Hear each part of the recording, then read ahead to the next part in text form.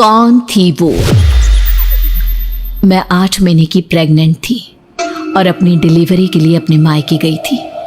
माँ ने मुझे फोन पर बताया, घर के पीछे की तरफ जो खाली जमीन थी ना, वहां पर एक नया कमरा बनवा लिया है। इतने सालों के बाद जैसे ही अपने घर में कदम रखा, कुछ अलग सा लगा। माँ, ये घर के पीछे की तरफ नया कमरा बनवाने की क्या जरूरत थी? अरे बेटा, घर के पीछे दूर दूर तक खाली जमीन है। तेरे पापा को कई दिनों से लग रहा था कि यहाँ पर एक कमरा बनवा लेंगे तो ताजा हवा मिल जाया करेगी। अब तो ये सब छोड़ और चल जल्दी से दूध पी ले। माँ, मैं थोड़ी देर में पी लूंगी, आप सो जाओ। मैंने दूध का गिलास उठाकर उस खिड़की में रख दिया। पता नहीं कब आंख लग गई।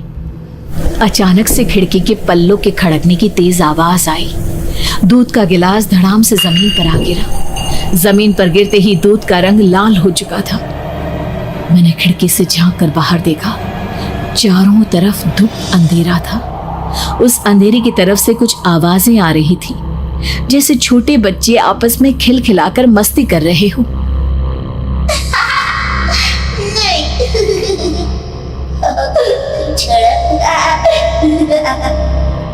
इतनी रात को इतने घनघोर अंधेरे में बच्चों की आवाज कैसे आ रही है? घड़ी में वक्त देखा तो ठीक 12 बजे थे। देखकर मैं सन्न रह गई। बुरी आत्मा और भूतों की कई कहानियां मैं सुन चुकी थी। वक्त भी कुछ ऐसा ही था। ऊपर से मैं प्रेग्नेंट।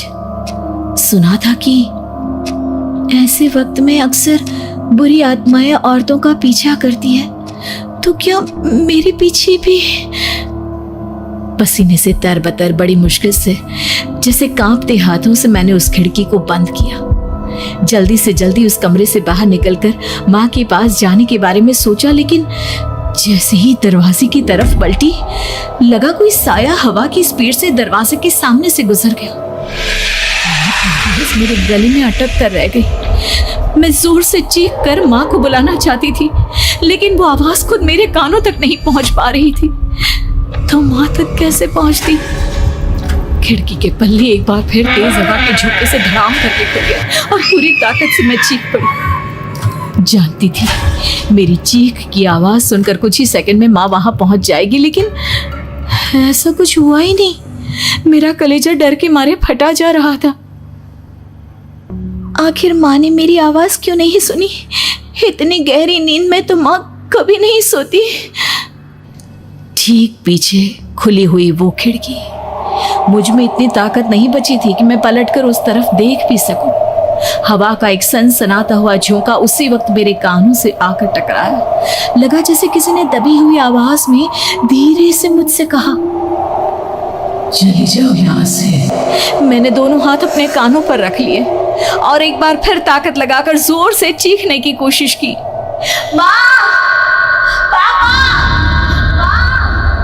मेरी आवाज उस कमरे की दीवारों से टकराकर वापस मुझे ही सुनाई दे रही थी।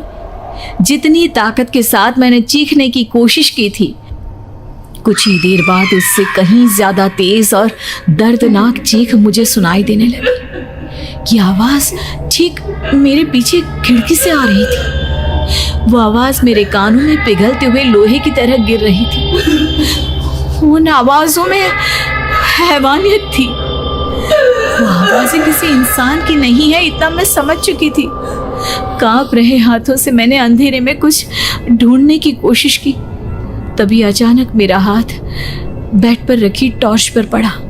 किसी तरह ताकत लगाकर टॉर्च का बटन ऑन किया, लेकिन ये क्या? सामने दरवाजे पर 3 छोटी लड़कियां खड़ी हुई थी। उनके हाथ में स्टील के चमचमाते हुए चाकू थे। मैं घबराकर लड़खड़ाई और पीछे की तरफ हटी, लेकिन तब तक वो मेरे पास आ चुकी थी। उनकी गर्दन टेढ़ी थी और उनके हाथों के वो चाकू मेरे पेट को निशाना बनाने को तैयार। मैं जोर से चीखी, नहीं, छोड़ दो मेरे बच्चे को, मत मारो, मत मारो, छोड़ दो मेरे बच्चे को। सोनाली, क्या हुआ बेटा? तू इतनी डरी हुई क्यों है? उठ बेटा, क्या हुआ? हड़बड़ाकर मैंने अपनी आंखें खोली। देखा तो दिन निकल आया था। माँ मुझे जगा रही थी।